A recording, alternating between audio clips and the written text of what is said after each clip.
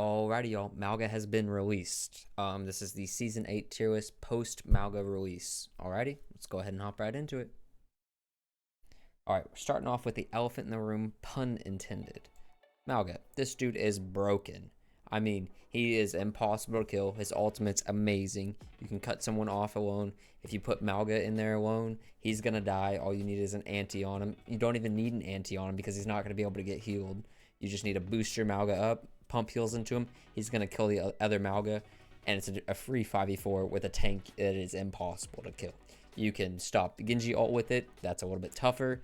Nano Blade's one of the few things that are also really good into MAUGA right now because you can wipe the entire backline with it. Same thing with Sojourn and Overclock. You can nano overclock.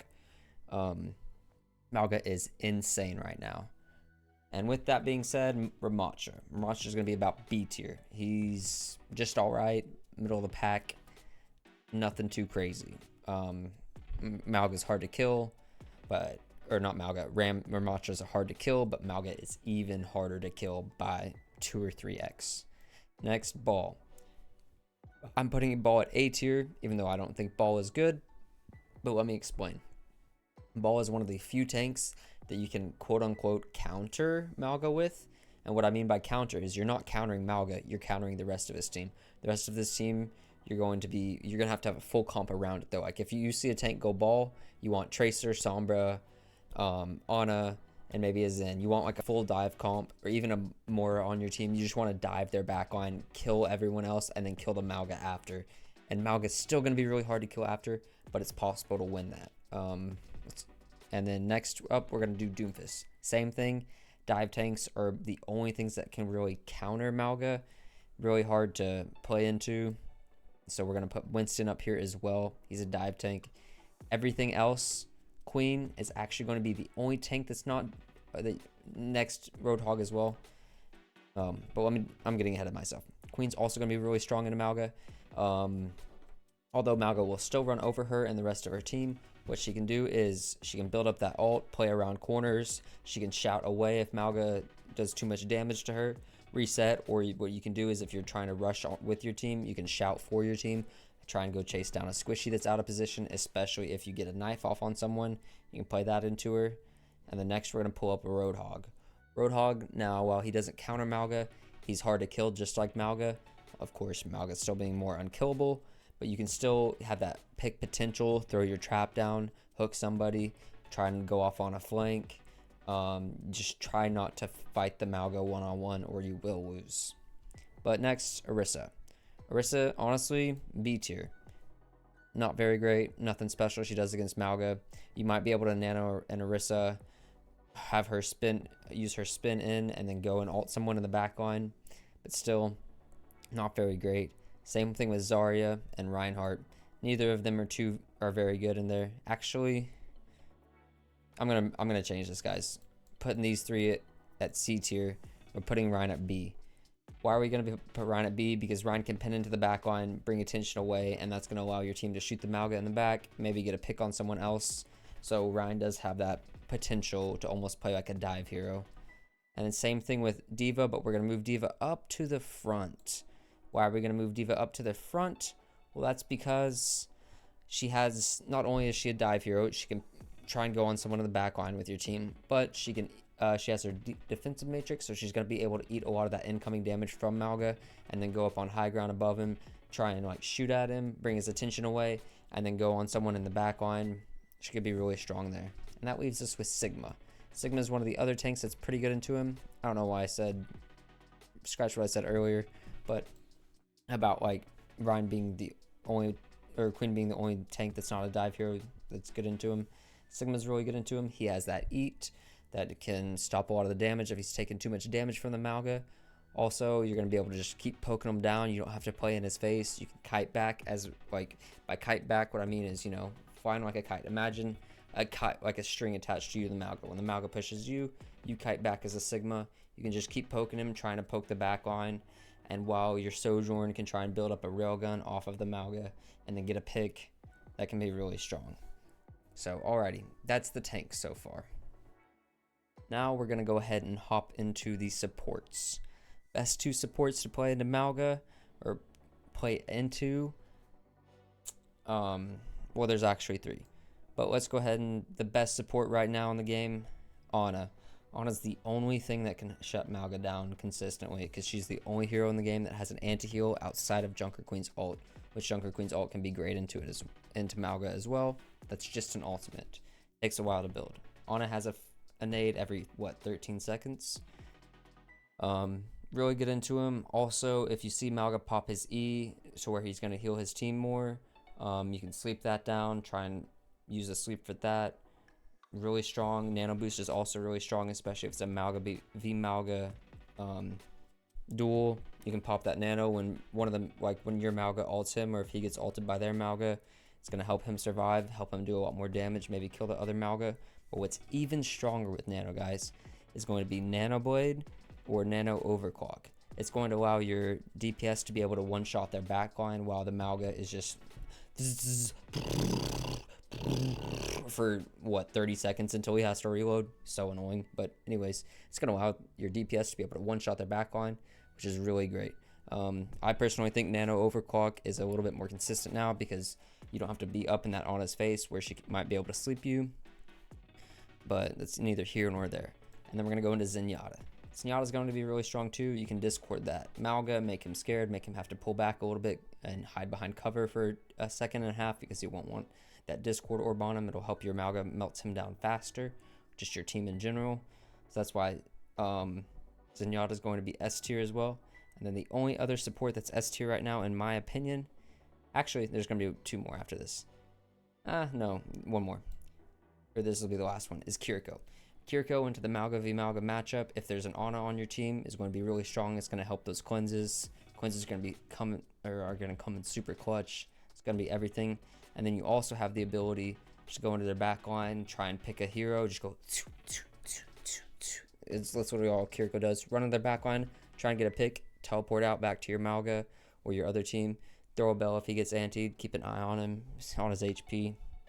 And yeah, that's going to help win you fights. But then we're going to get into A tier. And A tier, surprisingly, is Mercy. If you don't like playing any of these heroes, go Mercy. If you like playing Mercy, you're going to be able to pocket your Sojourn, which is like one of the best picks right now in this meta. You're going to be able to pocket that Sojourn, have her get a lot of more value, have her more easily be able to pick people with her railgun to pocket her. And also, guys, MAUGA is dying. Like, sometimes he'll die out of position, but a lot of the time he dies right in front of your team. So you can get that res behind a wall, and that's going to be so huge. If they dump all of their resources into killing your MAUGA, and then you just go behind a wall, res him, that's almost like a free fight win for you. So that's why Moore is very good right now. I'm going to hop into Lucio next. Lucio C tier. Unless you're playing a comp like with Junker Queen, where you're just trying to run something down, he's just not very good. Like, there's nothing that Lucio provides. Beat is still a decent ultimate, but that speed is just not valued right now because you can speed onto everyone, but unless they're like out of position, it's gonna be really hard to get to them before that MAUGA picks one of you because he does just so much damage and he's impossible to kill. Next up, we're gonna put Baptiste in B tier. Baptiste can be good with the MAUGA. Like, all of this is, if you guys have noticed, all of this is reliant on MAUGA, so we need that MAUGA nerf to come in. But anyways, Baptiste can pop his window, you can shred that MAUGA through him. But what's even better is just Ana. You have an anti-nade on a cooldown, which is going to be so much better than waiting a minute and a half for that ultimate to come up from Baptiste. You can also use your lamp to save him if your MAUGA does get low, and then have him heal back up with a self-heal, pump some heals into him. So he's at B tier. Next up, we're going to put Ilyar in C. Ilyar is just not super great right now. Really hard for her to get picks ever since they nerfed her bullet size, which they needed to do in all honesty, but really hard for her to get picks. The meta just does not favor her. Favors her with poke comp.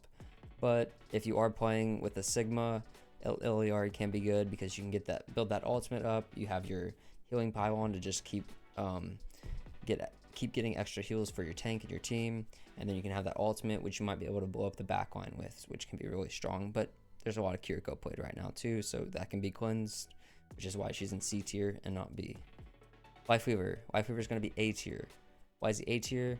Because if their MAUGA is playing to just out-ult your MAUGA, or if he just ults one person, Lifeweaver can just tug him right out of the ultimate.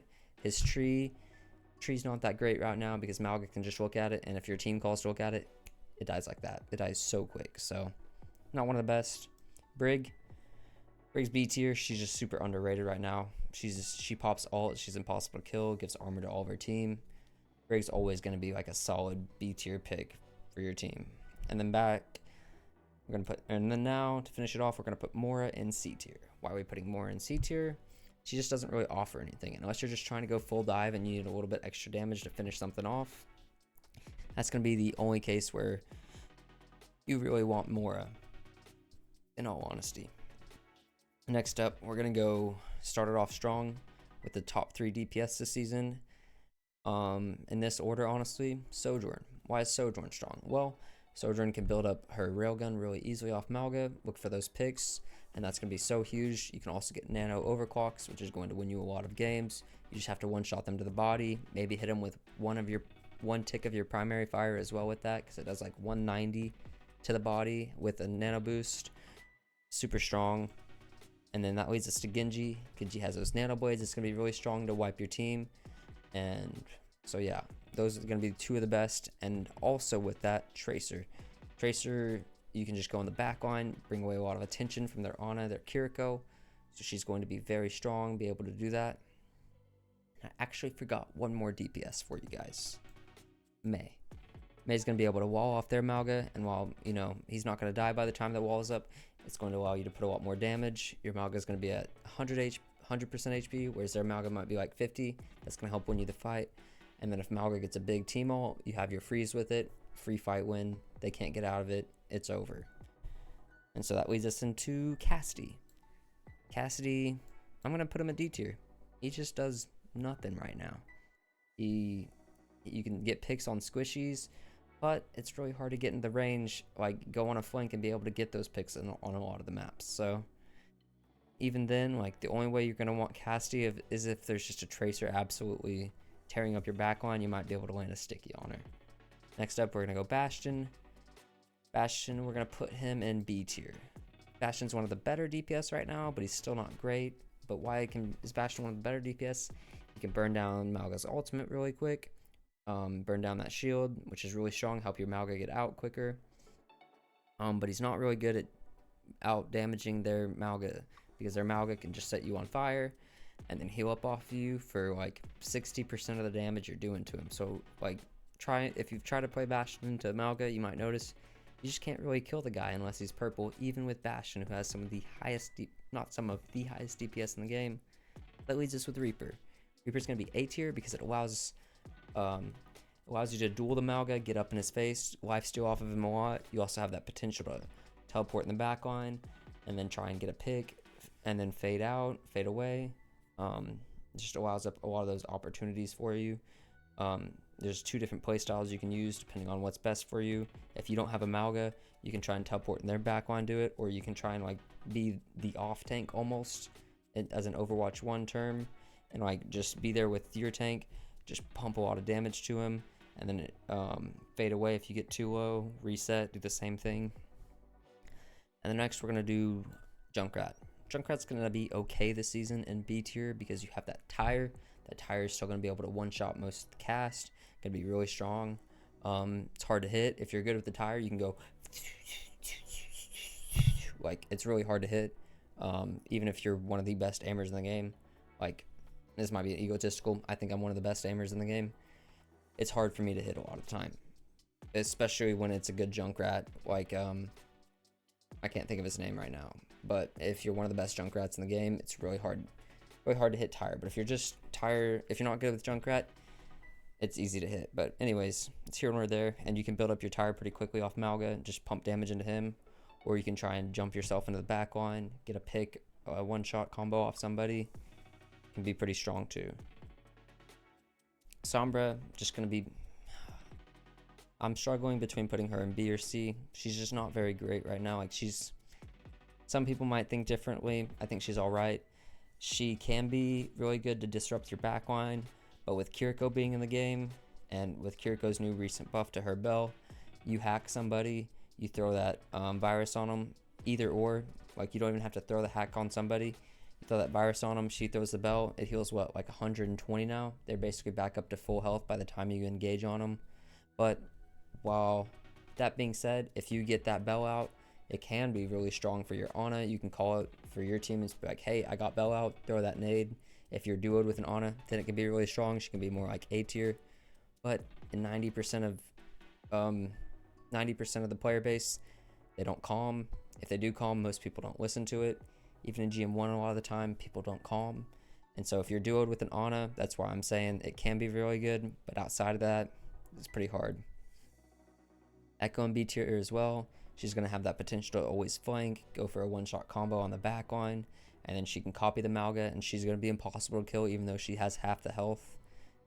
So she's going to be really strong. I'm going to put Torben, pains me to say, but C tier.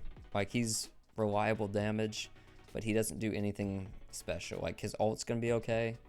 It's going to be good with MAUGA ult, but he just doesn't do anything special unless there's like a tracer tearing up your backline. I just don't see the Torb pick working off for you. Widow's going to be B tier.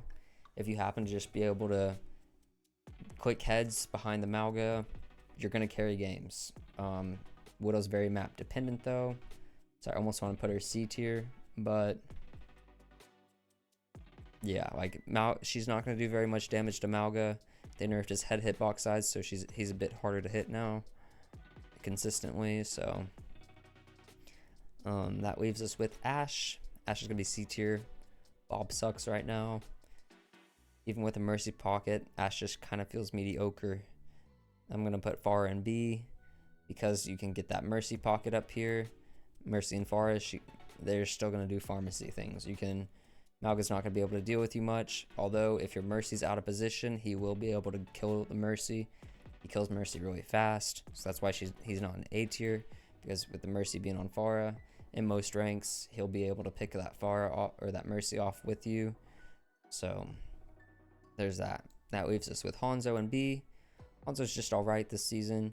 You can use his ult with MAUGA's ult, so that can be strong, and then you have that potential for one shots, which is always strong right now, especially because you're just not able to kill the MAUGA. You have to kill everyone else. So, and that leaves us with Soldier. Soldier's in a strong C tier right now. Soldier, you can go off on flanks, keep running around. He's almost like Tracer in a way where you're just trying to bring attention away to you. It's going to be really hard to kill anybody if they're getting pocketed by their other support. And if you're trying to do damage to the MAUGA, you're just useless. You're just feeding their supports nano, feeding them Kiriko Rush. It's not that great. And that leaves us with Sim, which I'm struggling between C and B, but we're just gonna put her at the beginning of C, one of the better DPS out of these three. Sim Wall is always gonna be a strong ultimate. That teleport, if you can combo with your teammates, talk to them about where you want to teleport, can be really strong. But outside of that, I just don't see her being that great, in all honesty, guys. Like, you have to have that communication where you teleport with your team behind something, and even then, she's not going to be that strong because MAUGA is just unkillable. As you guys have noticed, this is just the season of MAUGA. MAUGA has dictated every pick on my list, besides Brig. Brig's just always going to be B tier because she's going to be B tier or she's going to be S tier. Ace of the Face, Brig one trick is rank 1 right now because Brig is, but he also has got that the first 2 weeks before MAUGA unlocked. He probably will drop if he keeps playing on his main into MAUGA, but Brig is just always going to be consistent, underrated. Once they nerf MAUGA, Brig will pop back up. We'll probably have to make a new tier list mid-season patch because this is all going to change, but for right now, this is my tier list. Thank you guys for watching. If you guys enjoyed the video, subscribing is always helping. Really appreciate it from you guys. We're at 1,250 subscribers recently. We hit that just today. Really awesome. Thank you guys. Appreciate it. You guys are helping me make this a potential living in the future. I can't thank you guys enough. I'll quit rambling though. Thank you guys so much. Appreciate you. Peace, love. I'm out, homies. Later.